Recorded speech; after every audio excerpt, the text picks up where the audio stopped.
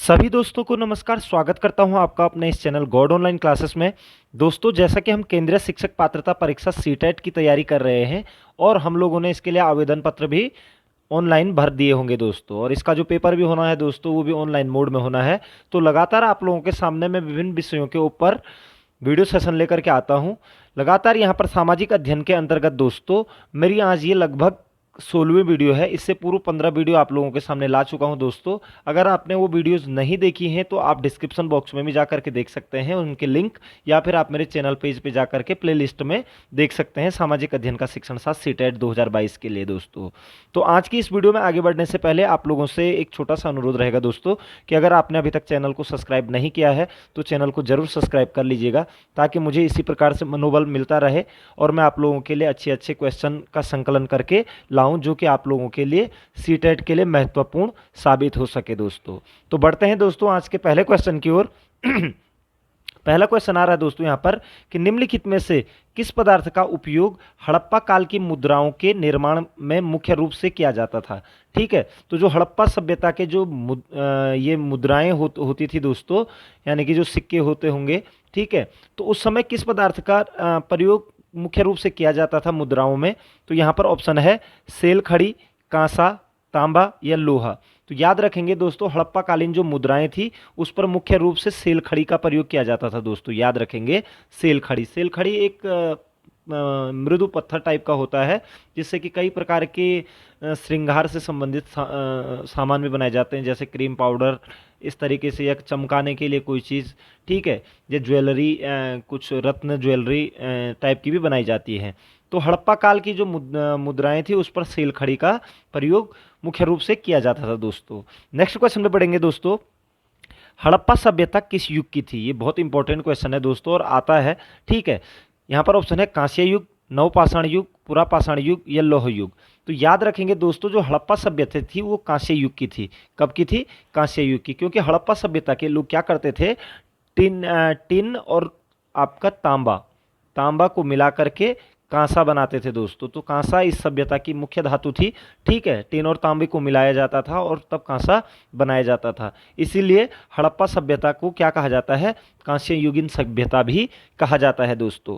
Next question में बढ़ेंगे दोस्तों, निम्नलिखित विद्वानों में से हड़प्पा सभ्यता का सर्वप्रथम खोजकर्ता कौन था। बहुत इंपॉर्टेंट और नॉर्मल क्वेश्चन है दोस्तों, इंपॉर्टेंट क्वेश्चन है, ठीक है, क्योंकि लगातार मैं हड़प्पा से इसलिए आप लोगों के सामने क्वेश्चन लेके आ रखा हूं, या फिर कोई भी टॉपिक से लगातार 4-5 क्वेश्चन मैं इसलिए लेके आता हूं दोस्तों, क्योंकि आप लोगों ने देखा होगा कि वहां पर विचार करने के लिए हमारे पास क्वेश्चन आते हैं और अंडरस्टैंडिंग लेवल के आते हैं। एग्जैक्टली इस तरीके का क्वेश्चन मिल जाए इसकी संभावना थोड़ा कम रहती है, लेकिन अगर हमें ये चीज़ क्लियर होती है दोस्तों तो हम जो विचार करने वाले क्वेश्चन आते हैं वहाँ पर उन पर अच्छे से विचार करके उनको सही कर सकते हैं। तो यहाँ पर क्वेश्चन वही आ रहा है कि हड़प्पा सभ्यता का सर्वप्रथम खोजकर्ता कौन था दोस्तों। तो यहाँ पर ऑप्शन है sir John Marshall, R.D. Banerjee, A. Cunningham या दयाराम साहनी। तो याद रखेंगे दोस्तों, 1921 ईस्वी में दयाराम साहनी ने सबसे पहले हड़प्पा स्थान की क्या की थी, का उत्खनन किया था, ठीक है, और यहीं से हड़प्पा सभ्यता का पता लगा था दोस्तों। तो दयाराम साहनी पहले व्यक्ति या विद्वान थे जिन्होंने हड़प्पा सभ्यता का सर्वप्रथम खोज किया था दोस्तों, ठीक है। नेक्स्ट क्वेश्चन पे चलेंगे दोस्तों, पैमानों की खोज ने यह सिद्ध कर दिया कि सिंध घाटी के लोग माप और तौल से परिचित थे, यानी कि माप तौल किया करते थे वो, ठीक है। यह खोज कहाँ पर हुई, ठीक है, तो माप तौल की खोज कहाँ पर मिली है या किस सिंधु घाटी सभ्यता में मिली है। तो यहाँ पर ऑप्शन है कालीबंगन, हड़प्पा, चनुद्रो या लोथल।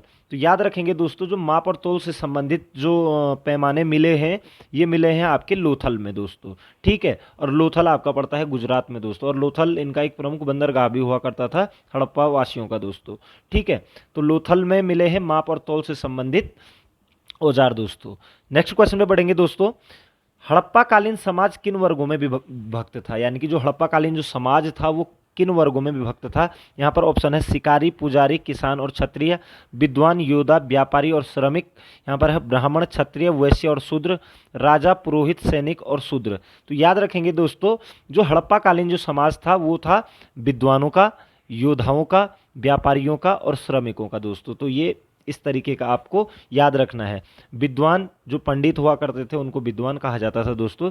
तो विद्वान, योद्धा, व्यापारी और श्रमिक वर्ग में विभक्त था हड़प्पा कालीन समाज दोस्तों। नेक्स्ट क्वेश्चन पे बढ़ेंगे दोस्तों। हड़प्पा के लोगों की सामाजिक पद्धति डैश थी। तो क्या थी हड़प्पा के लोगों की जो सामाजिक पद्धति थी वो कैसी थी? ऑप्शन है उचित समतावादी, दास श्रमिक आधारित, वर्ण आधारित, जाति आधारित। तो देखिए दोस्तों, जाति आधारित नहीं हुआ करती थी, वर्ण आधारित नहीं हुआ करती थी, दास श्रमिक आधारित नहीं होती थी। उचित समतावादी यानी कि समाज का कल्याण चाहने वाली, ठीक है। तो उचित समतावादी पद्धति थी हड़प्पा काल के लोगों की दोस्तों। इंपॉर्टेंट क्वेश्चन है, आ सकता है, ठीक है। नेक्स्ट क्वेश्चन में बढ़ेंगे दोस्तों।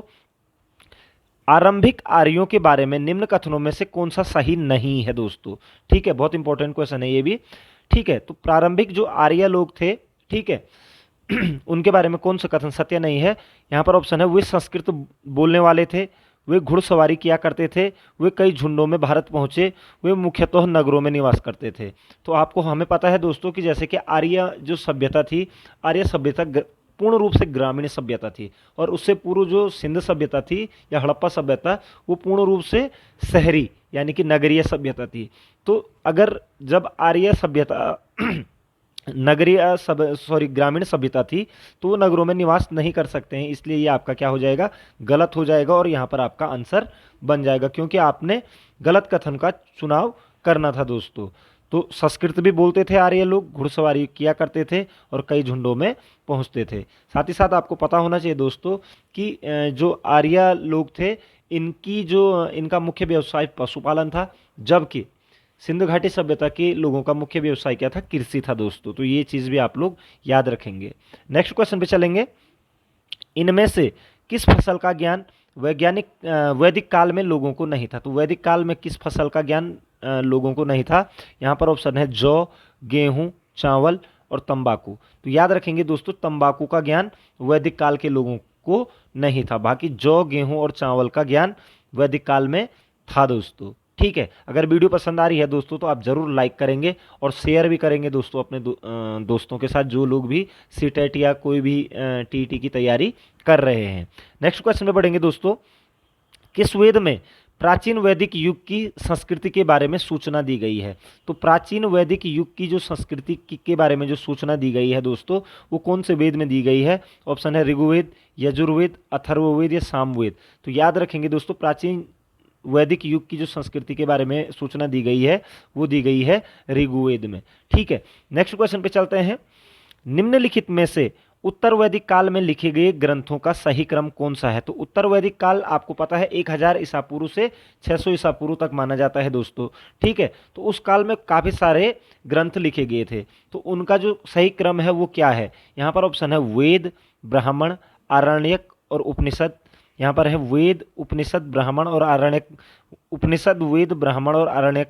वेद, आरण्यक, ब्राह्मण और उपनिषद। तो याद रखेंगे दोस्तों, जो उत्तर वैदिक काल में जो ग्रंथों का सही क्रम है वो है, सबसे पहले वेद लिखे गए, उसके बाद ब्राह्मण लिखे गए। ब्राह्मण क्या होते हैं दोस्तों? जो वेदों का गद्यात्मक स्वरूप बताते हैं, ठीक है ना, व्याख्या गद्यात्मक तरीके से व्याख्या करते हैं। तो वेद सबसे पहले लिखे गए, फिर ब्राह्मण लिखे गए, फिर आरण्यक लिखे गए और लास्ट में उपनिषद लिखे गए, और उपनिषदों को ही वेदांत भी कहा जाता है दोस्तों। तो वेद, ब्राह्मण, आरण्यक, आरण्यक जो जंगल में लिखे जाते थे, ठीक है, और उपनिषद। तो वेद, ब्राह्मण, आरण्यक और उपनिषद, इस क्रम में इनकी रचना हुई है दोस्तों, याद रखेंगे, ठीक है। नेक्स्ट क्वेश्चन पे चलेंगे दोस्तों। कौन से 3 वेद संयुक्त रूप से त्रयी या वेद त्रयी कहलाते हैं? तो वेद त्रयी कौन से वेद कहलाते हैं? ठीक है, ऋग्वेद, यजुर्वेद और सामवेद, बिल्कुल यही कहलाते हैं दोस्तों, याद रख लेना आप लोग। ऋग्वेद, यजुर्वेद और सामवेद को वेद त्रयी कहते हैं या फिर त्रिवेद कहते हैं, ठीक है। जबकि अथर्ववेद को इसके अंतर्गत नहीं रखा जाता है दोस्तों, वेद त्रयी के अंतर्गत। तो अथर्ववेद नहीं होता है, ऋग्वेद, यजुर्वेद और सामवेद इसके अंतर्गत आते हैं, वेद त्रयी के अंतर्गत दोस्तों, ठीक है। नेक्स्ट क्वेश्चन पे चलेंगे दोस्तों। भारत के राज्य चिन्ह में प्रयुक्त होने वाले शब्द सत्यमेव जयते किस उपनिषद से लिया गया है? ठीक है, तो कौन से उपनिषद से लिया गया है? यहाँ पर ऑप्शन है मुंडक उपनिषद, कठ उपनिषद, ईश उपनिषद या बृहदारण्यक उपनिषद दोस्तों। तो याद रखेंगे दोस्तों, जो सत्यमेव जयते भारत का आदर्श वाक्य भी है, ये लिया गया है आपका मुंडक उपनिषद यानी कि मुंडकोपनिषद से। ठीक है, और मुंडकोपनिषद आपका अथर्ववेद का क्या है, ग्रंथ है दोस्तों। तो मुंडक उपनिषद से लिया गया है सत्यमेव जयते, याद रखेंगे। नेक्स्ट क्वेश्चन पे चलेंगे दोस्तों। ऋग्वेद के किस मंडल में शूद्र का उल्लेख पहली बार मिला है? ठीक है ना, यानी कि वर्ण व्यवस्था देखी गई है ऋग्वेद वैदिक काल में। ठीक है, तो शूद्र का उल्लेख पहली बार कहाँ पर मिला है, यहाँ पर किस मंडल में मिला है? तो यहाँ पर ऑप्शन है 7वें मंडल में, 8वें मंडल में, 9वें मंडल में या 10वें मंडल में। तो याद रखेंगे दोस्तों, 10वें मंडल में शूद्र शब्द का उल्लेख मिलता है और विदुषी महिलाओं का भी उल्लेख मिलता है दोस्तों, और सोम देवता का भी वर्णन 10वें मंडल में ही किया गया है दोस्तों। ठीक है, तो ऋग्वेद में शूद्र या वर्ण व्यवस्था कौन से मंडल में देखी गई है? तो 10वें मंडल में दोस्तों, याद रखेंगे। ठीक है, नेक्स्ट क्वेश्चन पे चलेंगे दोस्तों। भूगोल को एक अलग अध्ययन शास्त्र के रूप में स्थापित करने का श्रेय निम्न में से किस विद्वान को है? ठीक है, तो भूगोल को एक अलग अध्ययन शास्त्र के रूप में स्थापित करने का जो श्रेय जाता है दोस्तों, वो किसे है? यहाँ पर ऑप्शन है एराटोस्थनीज, हिप्पार्कस, हिकैटियस या हेरोडोटस। ठीक है, अगर भूगोल का जनक आता है दोस्तों तो वो हेरोडोटस हो जाता है, लेकिन भूगोल को एक अलग अध्ययन शास्त्र के रूप में स्थापित करने का जो श्रेय जाता है दोस्तों, वो एराटोस्थनीज को जाता है, याद रखेंगे। ठीक है, कई विद्वान तो एराटोस्थनीज को भी भूगोल का जनक मान लेते हैं दोस्तों। तो एराटोस्थनीज को भूगोल यानी कि इन्होंने जियोग्राफी का शब्द दिया था और भूगोल को एक अलग अध्ययन शास्त्र के रूप में स्थापित किया था एराटोस्थनीज ने दोस्तों। नेक्स्ट क्वेश्चन पे चलेंगे दोस्तों। यदि इतिहास कब का वैज्ञानिक अध्ययन प्रस्तुत करता है? कब यानी कि समय का, काल का। यदि इतिहास काल का या कब का वैज्ञानिक अध्ययन प्रस्तुत करता है तो भूगोल कहाँ यानी कि जगह का वैज्ञानिक एवं तार्किक अध्ययन है। कथन निम्नलिखित में से किस विद्वान का है? बहुत इंपॉर्टेंट क्वेश्चन है दोस्तों। ठीक है, तो इतिहास किसका वैज्ञानिक अध्ययन करता है? कब यानी कि समय का, काल का, और भूगोल किसका करता है? जगहों का। ठीक है ना, यानी कि कहाँ का वैज्ञानिक एवं तार्किक अध्ययन करता है। यह कथन जो कहा है, ऑप्शन है यहाँ पर कार्ल सावर, एन.जे. स्पाइकमैन, एच.जे. मैकिंडर या डी.एच. व्हिटिल्सी। तो याद रखेंगे दोस्तों, ये कथन था कि इतिहास कब का वैज्ञानिक अध्ययन प्रस्तुत करता है तो भूगोल कहाँ का वैज्ञानिक एवं तार्किक अध्ययन प्रस्तुत करता है। यह कार्ल ओ सावर यानी कि कार्ल सावर का कथन है, और कार्ल सावर को सांस्कृतिक भूगोल का जनक भी कहा जाता है दोस्तों। ठीक है, सांस्कृतिक भूगोल का जनक भी कहा जाता है कार्ल ओ सावर को। ठीक है, और इन्होंने ही कहा था कि इतिहास क्या है, कब का वैज्ञानिक अध्ययन है, तो कहाँ का वैज्ञानिक अध्ययन किसमें किया जाता है? भूगोल में किया जाता है। तो कार्ल ओ सावर को आप याद रखेंगे दोस्तों। नेक्स्ट क्वेश्चन पे चलेंगे दोस्तों। अंतरराष्ट्रीय दिनांक रेखा यानी कि अंतरराष्ट्रीय तिथि रेखा कहाँ से होकर गुजरती है? तो ऑप्शन है 0 डिग्री, 180 डिग्री, 90 डिग्री या 270 डिग्री। ठीक है, तो याद रखेंगे जो अंतरराष्ट्रीय दिनांक रेखा है 180 डिग्री को ही क्या कहा जाता है? अंतरराष्ट्रीय तिथि रेखा या फिर अंतरराष्ट्रीय दिनांक रेखा के नाम से जाना जाता है दोस्तों। ठीक है, नेक्स्ट क्वेश्चन पे चलेंगे। प्रवाल भित्ति, कोरल लीफ क्या है? ठीक है, तो प्रवाल भित्ति किसे कहते हैं? यहाँ पर ऑप्शन है जीवों द्वारा निर्मित एक समूह, समुद्री जीवों द्वारा निर्मित भित्ति, ऑस्ट्रेलिया के निकट स्थित एक गर्त, ऑस्ट्रेलिया के पूर्वी तट पर पाई जाने वाला एक घास। तो याद रखेंगे दोस्तों, जो प्रवाल भित्ति होती है वो समुद्र में पाई जाती है, और समुद्र में जो समुद्री जीवों द्वारा निर्मित एक भित्ति बनाई जाती है उसे ही हम क्या कहते हैं? कोरल लीफ या फिर प्रवाल भित्ति कहते हैं। तो समुद्री जीवों द्वारा निर्मित भित्ति को ही प्रवाल भित्ति के नाम से जाना जाता है दोस्तों। ठीक है, नेक्स्ट क्वेश्चन पे चलेंगे दोस्तों। विश्व की सबसे बड़ी प्रवाल भित्ति ग्रेट बैरियर रीफ। ठीक है दोस्तों, बहुत बार पूछा जाता है कि सबसे बड़ी प्रवाल भित्ति कौन सी है विश्व की? तो ग्रेट बैरियर रीफ कहाँ स्थित है? ठीक है, तो ग्रेट बैरियर रीफ कहाँ स्थित है? यहाँ पर ऑप्शन है ऑस्ट्रेलिया के पूर्वी तट पर, ऑस्ट्रेलिया के उत्तर पूर्व तट पर, ऑस्ट्रेलिया के दक्षिण पूर्व तट पर या ऑस्ट्रेलिया के पश्चिमी तट पर। तो याद रखेंगे दोस्तों, ऑस्ट्रेलिया के उत्तरी पूर्व तट पर। ठीक है ना, जो न्यू गिनी वाला पोर्शन है वहाँ पर ये स्थित है। तो ऑस्ट्रेलिया के उत्तरी पूर्व तट पर आपका ग्रेट बैरियर रीफ, जो कि विश्व की सबसे बड़ी क्या है? प्रवाल भित्ति है, ये ऑस्ट्रेलिया के उत्तरी पूर्व तट पर स्थित है दोस्तों। इंपॉर्टेंट क्वेश्चन है, ये भी कई बार पूछा जाता है दोस्तों। नेक्स्ट क्वेश्चन पे चलेंगे दोस्तों।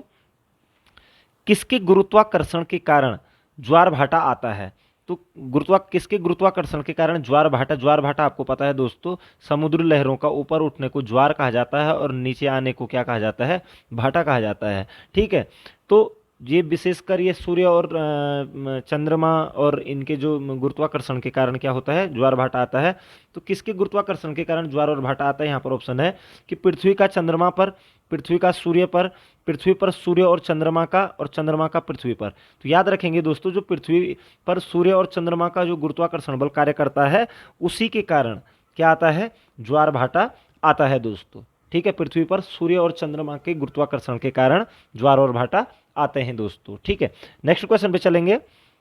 जब सूर्य एवं चंद्रमा पृथ्वी के निकटतम पहुंचकर सीधी अवस्था यानी कि सिजगी, जब सूर्य चंद्रमा और पृथ्वी एक ही सीध में होते हैं दोस्तों, तो उसे सिजगी कहा जाता है। ये क्वेश्चन भी कई बार पूछ लिया जाता है कि जब सूर्य एवं चंद्रमा पृथ्वी के निकटतम पहुंचकर एक सीधी रेखा पर होते हैं, तो उस स्थिति में आने वाले ज्वार को क्या कहा जाता है, तो उस स्थिति में आने वाले ज्वार को क्या कहा जाता है। यहाँ पर ऑप्शन है बृहद ज्वार, सर्वोच्च ज्वार, विषुवत रेखीय ज्वार या पेरिजिनियल ज्वार। तो याद रखेंगे दोस्तों, वो बृहद ज्वार होता है। क्या होता है, बृहद ज्वार होता है दोस्तों। ठीक है, जब सूर्य चंद्रमा और चंद्रमा पृथ्वी के निकट पहुंच करके एक सीधी अवस्था में होते हैं, यानी कि सिजगी की अवस्था होती है जब, तो ऐसी स्थिति में बृहद ज्वार का निर्माण होता है दोस्तों, याद रखेंगे। नेक्स्ट क्वेश्चन पे चलते हैं। एक समान समय पर तूफान आने वाले स्थानों को मिलाने वाली रेखा क्या कहलाती है। जो मानचित्र होता है दोस्तों, उसमें जो एक समान समय पर तूफान आने वाले जो स्थान होते हैं, उनको मिलाने वाली रेखाओं को क्या कहा जाता है। तो यहाँ पर है आइसोसिस्मल, आइसोब्रांट, आइसोकाइम या आइसोक्लाइन। तो याद रखना आइसोब्रांट दोस्तों, आइसोब्रांट वो रेखाएं होती हैं जो एक समान और समय पर तूफान आने वाले स्थानों को मिलाती है दोस्तों मानचित्र पर। ठीक है, मानचित्र पर वे रेखाएं जो एक समान और समय पर तूफान आने वाले स्थानों को मिलाने वाली रेखाएं होती हैं, उन्हें आइसोब्रांट कहा जाता है दोस्तों। ठीक है, नेक्स्ट क्वेश्चन पे चलेंगे। समुद्र के अंदर समान गहराई वाले स्थानों को मिलाने वाली रेखा कहलाती है। तो समुद्र के अंदर समान गहराई वाले स्थानों को मिलाने वाली रेखा को क्या कहा जाता है। यहाँ पर है आइसोबार, आइसोथर्म, आइसोबाथ या आइसोक्रोम। तो समुद्र के अंदर समान गहराई वाले स्थानों को मिलाने वाली रेखा दोस्तों आइसोबाथ कहलाती है दोस्तों, याद रखेंगे आइसोबाथ। इंपॉर्टेंट क्वेश्चन है। ठीक है, तो हर वीडियो में मैं एक दो इस तरीके से मानचित्र से रिलेटेड क्वेश्चन लेके आता हूं दोस्तों आपके सामने, क्योंकि यहाँ से क्वेश्चन बनते जरूर हैं। ठीक है, तो नेक्स्ट क्वेश्चन पे चलेंगे दोस्तों। सामान्यतया डेल्टा की आकृति किस प्रकार की होती है। आपको पता होना चाहिए दोस्तों, जब मैदानी क्षेत्रों में नदी पहुंचती है तो वो विभिन्न धाराओं में क्या कर लेती है, अपने जल को ले जाती है। ठीक है, तो इस तरीके से जैसे नदी आ रही है और यहाँ से इसने शाखा बना दी, या फिर कोई दो नदियाँ आ रही हैं, इस तरीके से एक नदी इधर से आई, एक नदी इधर से आई, और ये बीच में यहाँ पर पोर्शन बना दिया उसने। ठीक है, तो सामान्यतौर डेल्टा, तो इन्हीं शाखाओं के बीच की जो भूमि होती है उसे डेल्टा कहा जाता है दोस्तों। ठीक है, नदियों की दो शाखाओं के बीच की जो भूमि होती है उसे क्या कहा जाता है, डेल्टा कहा जाता है। तो डेल्टा की जो आकृति होती है वो प्रायः कैसी होती है सामान्यतः। तो ऑप्शन है वर्गाकार, आयताकार, त्रिभुजाकार या अनिश्चित आकृति। तो उसे कहा जाता है त्रिभुजाकार दोस्तों। त्रिभुजाकार आकृति के ज़्यादातर डेल्टा होते हैं दोस्तों, ये चीज़ आप अपने माइंड में रख लेंगे। नेक्स्ट क्वेश्चन पे चलेंगे। सवाना घास भूमियाँ पाई जाती है। सवाना एक प्रकार की घास भूमि है दोस्तों जो कि पाई जाती है। यहाँ पर ऑप्शन है मध्य एशिया में, उत्तरी अमेरिका में, उत्तरी मध्य अफ्रीका में या ऑस्ट्रेलिया में। तो सवाना घास के जो मैदान होते हैं दोस्तों अफ्रीका में पाए जाते हैं और उत्तर मध्य अफ्रीका में पाए जाते हैं। यानी कि जो विषुवत रेखीय जो देश होंगे, उत्तर मध्य अफ्रीका में से जाती है विषुवत रेखा, तो विषुवत रेखीय घास के मैदानों को सवाना कहा जाता है अफ्रीका महाद्वीप में दोस्तों, याद रखेंगे आप लोग। ठीक है, तो सवाना घास के मैदान उत्तर मध्य अफ्रीका में पाए जाते हैं। नेक्स्ट क्वेश्चन पे चलते हैं दोस्तों। पैडंग, पैडंग क्या है। पैडंग यहाँ पर है अमेजन की सहायक नदी, ऑस्ट्रेलिया की एक झील, स्थानांतरणशील कृषि पद्धति या दक्षिण पूर्व एशिया उष्णकटिबंधीय घास भूमि। तो याद रखेंगे दोस्तों, जो पैडंग है ये दक्षिण पूर्व एशियाई घास भूमि है दोस्तों ये। ठीक है, याद रखेंगे पैडंग। इंडोनेशिया, मलेशिया, इन क्षेत्रों में ये पाई जाने वाली घास की भूमियां हैं। तो दक्षिण उष्णकटिबंधीय है दोस्तों। ठीक है, तो पैडंग एक घास की घास भूमि है दोस्तों, याद रखेंगे, दक्षिण पूर्व एशियाई उष्णकटिबंधीय। ठीक है, तो पैडंग, पैडंग एक घास भूमि है। नेक्स्ट क्वेश्चन पे चलेंगे। सुमेलित नहीं है, तो सुमेलित यहाँ पर कौन सा नहीं है? यहाँ पर ऑप्शन है दक्षिण अफ्रीका वेल्ड। वेल्ड यानी कि वेल्ड ये घास भूमि और देशों के नाम दे रखे हैं दोस्तों। तो वेल्ड घास के मैदान बिल्कुल दक्षिण अफ्रीका में पाए जाते हैं। अर्जेंटीना पंपास, तो पंपास बिल्कुल पंपास अर्जेंटीना में पाए जाते हैं। ऑस्ट्रेलिया डाउन्स, डाउन्स आपके ऑस्ट्रेलिया में पाए जाते हैं दोस्तों। और ब्राज़ील लानूज, ब्राज़ील में लानूज नहीं पाई जाती है दोस्तों। जो लानूज घास के मैदान हैं वो आपके पाए जाते हैं वेनेजुएला में, वेनेजुएला, जुएला, ठीक है, वेनेजुएला और कंबोडिया, सॉरी कंबोडिया नहीं, वेनेजुएला में जो घास के मैदान पाए जाते, ये जो लानोज होते हैं दोस्तों, ये आपके सवाना तुल्य होते हैं, जो भूमध्य रेखीय घास के मैदान होते हैं। ठीक है, लानोज कहा जाता है इनको वेनेजुएला में। ठीक है, याद रखेंगे। नेक्स्ट क्वेश्चन पे चलेंगे दोस्तों। एस्किमो लोगों द्वारा टुंड्रा क्षेत्र में बर्फ के टुकड़ों की सहायता से बनाए गए अर्धगोलाकार आवासों को क्या कहा जाता है? सबसे पहली बात तो एस्किमो क्या है? एस्किमो एक जनजातीय समूह है दोस्तों, और कहाँ का है? कनाडा के टुंड्रा प्रदेश का। ठीक है, कनाडा के टुंड्रा प्रदेश में रहने वाले लोगों को एस्किमो कहा जाता है। ठीक है, और ये बर्फ़ में घर बना करके रहते हैं दोस्तों। तो उन घरों को क्या कहा जाता है? तो यहाँ पर ऑप्शन है यूर्ट, क्राल, इग्लू या ट्यूपिक। कई बार पूछा गया है क्वेश्चन। तो एस्किमो लोग जो बर्फ़ के घर बनाते हैं टुंड्रा प्रदेशों में, उसे इग्लू कहा जाता है दोस्तों, याद रखेंगे। ठीक है, बर्फ़ के घर इग्लू कहलाते हैं, इंपॉर्टेंट है ये भी। ठीक है, नेक्स्ट क्वेश्चन पे चलेंगे दोस्तों। सुमेलित नहीं है, ठीक है, माओरी, अब ये जनजातियों से और देशों का संबंध है। माओरी न्यूजीलैंड, अफ्रीदिस अफ्रीका, बिल्कुल गलत है दोस्तों। अफ्रीदिस ये पाकिस्तान और अफगानिस्तान में पाई जाने वाली एक जाति है, अफ्रीदिस। ठीक है, एनु जापान में पाई जाने वाली जनजाति है दोस्तों, और पिग्मी कांगो बेसिन में पाई जाती है। तो माओरी न्यूजीलैंड में, एनु जापान में, और पिग्मी जो जनजाति है वो कांगो बेसिन में पाई जाती है अफ्रीका के। ठीक है, लेकिन अफ्रीदिस अफ्रीका महाद्वीप में नहीं पाई जाती है, इसलिए ये क्या हो गया? गलत हो गया, और आपके लिए यहाँ पर आंसर बन गया दोस्तों। ठीक है, नेक्स्ट क्वेश्चन पे चलते हैं दोस्तों। विश्व के किस महाद्वीप में आदिम जातियों की सर्वाधिक जनसंख्या पाई जाती है? आदिम जनजातियों जो आदि मानव की तरह आज भी क्या करते हैं? निवास करते हैं। तो आदिम जातियों की सर्वाधिक जनसंख्या कौन से महाद्वीप में पाई जाती है? यहाँ पर है एशिया, अफ्रीका, ऑस्ट्रेलिया या यूरोप। तो याद रखेंगे दोस्तों, अफ्रीका महाद्वीप में आज भी सबसे ज़्यादा आदिम जनजातियाँ पाई जाती हैं दोस्तों। ठीक है, नेक्स्ट क्वेश्चन पे चलेंगे। निम्नलिखित में से कौन सा सुमेलित नहीं है? तो सुमेलित नहीं है, यहाँ पर विश्व के शहरों के नाम दे रखे हैं और नदियों के किनारे कौन सा शहर बसा है।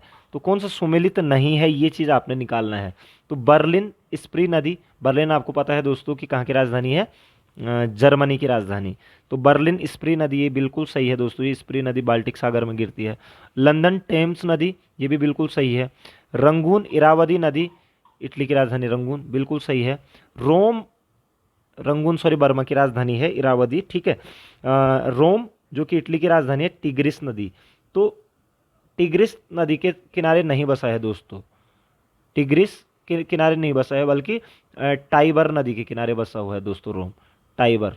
तो यहाँ पर ये चीज़ गलत हो गई है, इसलिए आपका ये आंसर हो जाएगा दोस्तों। तो आशा करता हूँ दोस्तों कि आपको वीडियो पसंद आया होगा, और ये विश्वास करता हूँ कि यहाँ से आपके पास बहुत सारे क्वेश्चन आपको सीटेट परीक्षा में मिलेंगे, जो कि आपको मील के पत्थर साबित होंगे। और इससे पूर्व की जो वीडियोज़ हैं दोस्तों, बहुत सारे इंपॉर्टेंट क्वेश्चन लेकर के आता रहता हूँ। शिक्षण शास्त्र से रिलेटेड क्वेश्चन भी मैंने पिछली वीडियोज़ में काफ़ी सारे डिस्कस किए हुए हैं। तो आप लोग उन वीडियोज़ का ज़रूर अवलोकन कीजिएगा और मुझे कमेंट के द्वारा बताइएगा कि आप लोगों को वीडियो कैसी लग रही है। तो आपका समय शुभ हो, मिलते हैं नेक्स्ट वीडियो में, तब तक जय हिंद, जय भारत।